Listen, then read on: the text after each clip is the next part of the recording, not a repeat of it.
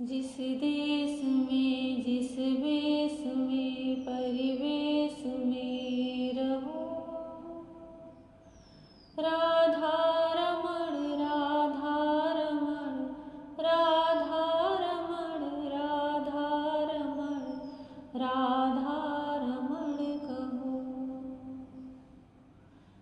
जब भगवान आए आंगन, हाथ में होगा चक्र सुदर्शन, तब कहना भगवान अब उद्धार करो, तब कहना भगवान बेड़ा पार करो,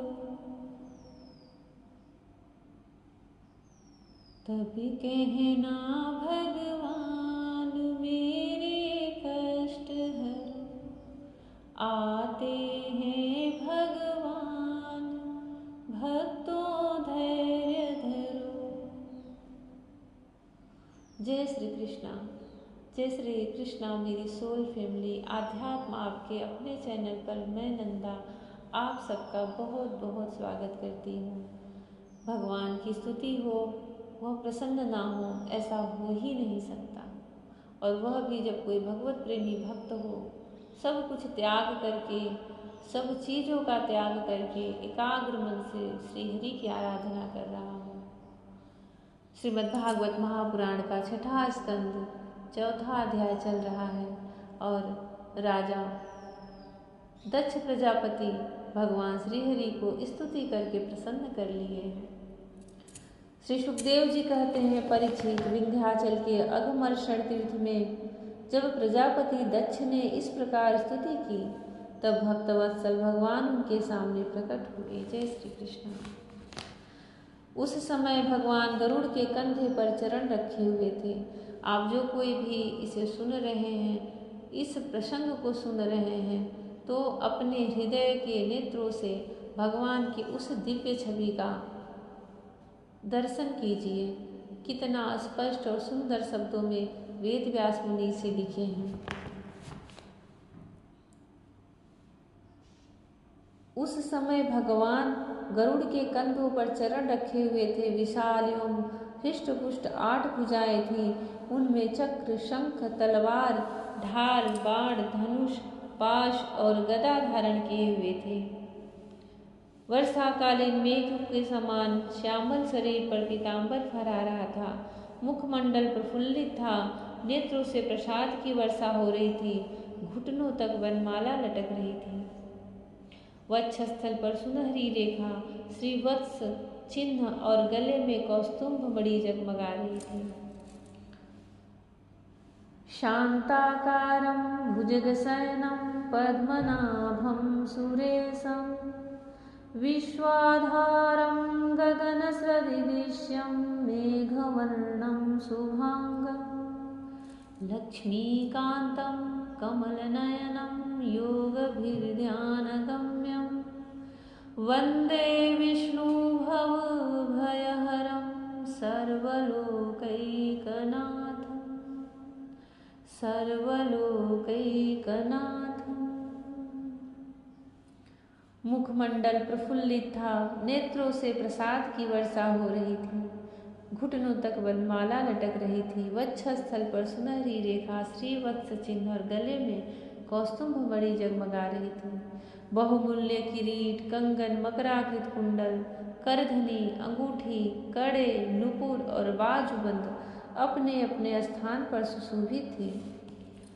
त्रिभुवनपति भगवान से त्रैलोक्य विमोहन रूप धारण त्रिभुवनपति भगवान ने त्रैलोक्य विमोहन रूप धारण कर रखा था। नारद, नंद, सुनंद आदि पार्षद उनके चारों ओर खड़े थे। इंद्र आदि देवेश्वरगण स्तुति कर रहे थे तथा सिद्ध, गंधर्व और चारण भगवान के गुणों का गान कर रहे थे। यह अत्यंत आश्चर्यमय और अलौकिक रूप देखकर प्रजापति कुछ सहम गए। प्रजापति दक्ष ने आनंद से भरकर भगवान के चरणों में साष्टांग प्रणाम किया।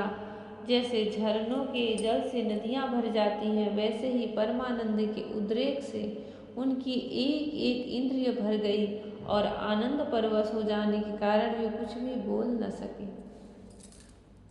जिनके सामने भगवान श्री हरि साक्षात एक भव्य एक दिव्य रूप लेकर प्रकट हो जाएंगे, वह सहसा कुछ क्या ही बोल पाएगा।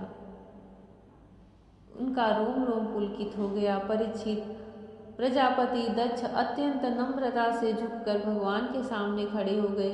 भगवान सबके हृदय की बात जानते ही हैं। उन्होंने दक्ष प्रजापति की भक्ति और प्रजावृद्धि की कामना देखकर उनसे यूं कहा।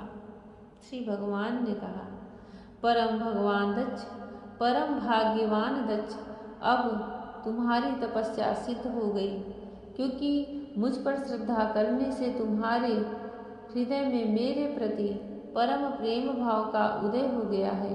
प्रजापते, तुमने इस विश्व की वृद्धि के लिए तपस्या की है, इसलिए मैं तुम पर प्रसन्न हूँ, क्योंकि यह मेरी ही इच्छा है कि जगत के समस्त प्राणी अभिवृद्ध और समृद्ध हों।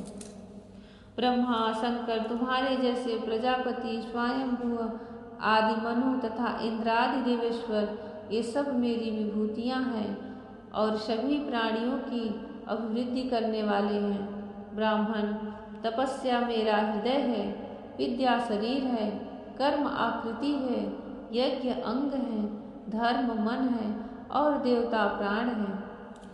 जब यह सृष्टि नहीं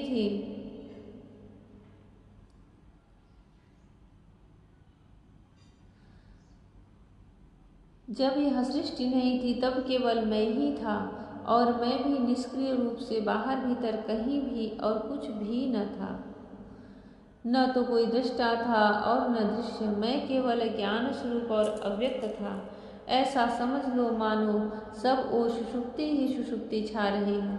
प्रिय दक्ष, मैं अनंत गुणों का आधार एवं स्वयं अनंत हूँ। जब गुणमयी माया के क्षोभ से यह ब्रह्मांड शरीर प्रकट हुआ, तब इसमें अयोनिज आदि पुरुष ब्रह्म उत्पन्न हुआ।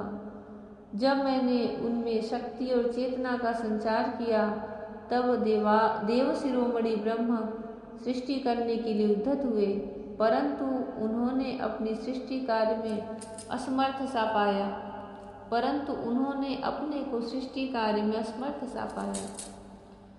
उस समय मैंने उन्हें आज्ञा दी कि तप करो। तब उन्होंने घोर तपस्या की और उस तपस्या के प्रभाव से पहले तुम 9 प्रजापतियों की सृष्टि की। प्रिय दक्ष, देखो यह पंचजन प्रजापति की कन्या अश्निकी है। इसे तुम अपनी पत्नी के रूप में ग्रहण करो। अब तुम गृहस्थोचित स्त्री सहवास रूप धर्म को स्वीकार करो। यह अशिक्नी भी उस धर्म को स्वीकार करेगी, तब तुम इसके द्वारा बहुत सी प्रजा उत्पन्न कर सकोगी। प्रजापते, अब तक तो मानसी सृष्टि होती थी, परंतु अब तुम्हारे बाद सारी प्रजा मेरी माया से स्त्री पुरुष के सहयोग से ही उत्पन्न होगी तथा मेरी सेवा में तत्पर रहेगी। श्री सुखदेव जी कहते हैं, विश्व के जीवनदाता भगवान श्रीहरि यूं कहकर दक्ष के सामने ही इस प्रकार अंतर्ध्यान हो गए, जैसे स्वप्न में देखी हुई वस्तु स्वप्न टूटते ही लुप्त हो जाती है। जय श्री कृष्ण।